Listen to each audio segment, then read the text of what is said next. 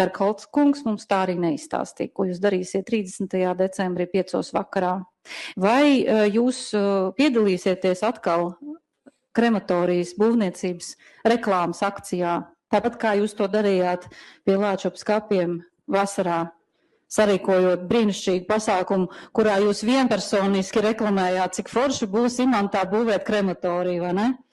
Nu, nāciet uz 2. sēriju, mēs jūs sagaidīsim. Mēs ceram, ka jūs varēsiet arī tikpat labi pamatot, ka kādam privātam uzņēmējam ir jābūvē krematorija.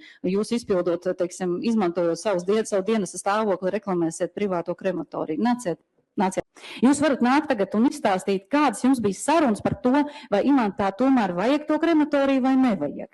Jo kaut kādā dīvainā kārtā parādījās informācija, ka 30. decembrī, tagad jūs nobalsosiet par Purmals kundzes atstādināšanu, atlaišanu, jā, viss tā kā ceļš ir tīrs, un 30. decembrī Kultūras namā Imanta pēkšņi dienu pirms jaungada svinībām jūs aicināsiet visus rīdziniekus lemt par to, vai krematorija ir vajadzīga vai nē.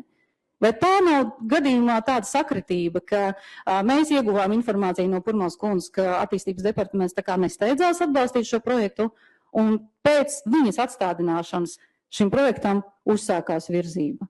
Tāda vēl neliela detaļa.